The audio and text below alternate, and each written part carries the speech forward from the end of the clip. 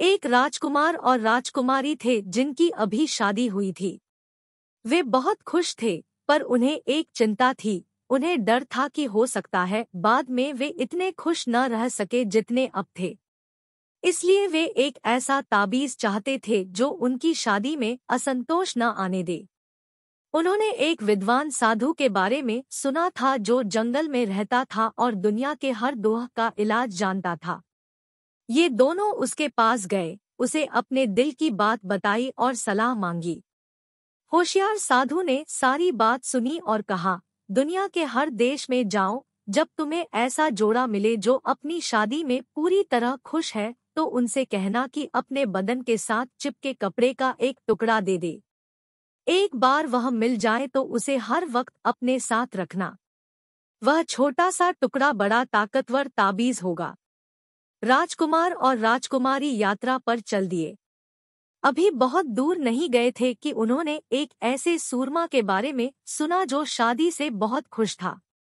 वे उसके महल तक गए और उन दोनों से पूछा कि क्या यह सच है कि वे अपनी शादी से पूरी तरह संतुष्ट है।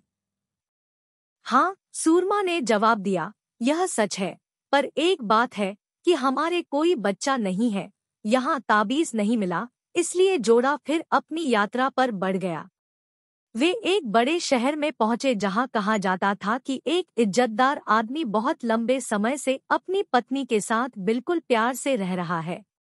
ये उस जोड़े के घर गए और पूछा कि क्या उनकी शादी में उतनी खुशी है जितनी सब लोग कहते हैं। हाँ, है। अच्छे आदमी ने जवाब दिया, मैं और मेरी पत्नी बड़े चैन से रह रहे हैं। बस काश हमारे इतने बच्चे न होते, क्योंकि उनकी वजह से हमें बहुत परेशानियां हैं।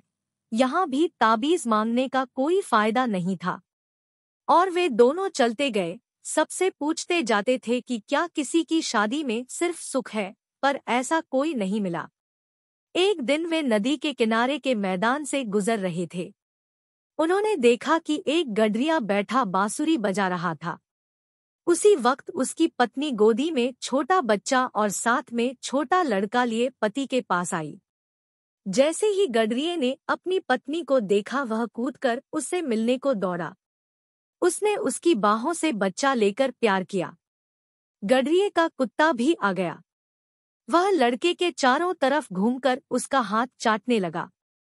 पत्नी जो बर्तन लाई थी उसे नीचे रखकर पति से बोली, आओ खाना खा लो। गडरिया भूखा था, पर उसने पहला ग्रास छोटे बच्चे को दिया, फिर अपने बेटे और कुत्ते के साथ बांटकर खाने लगा।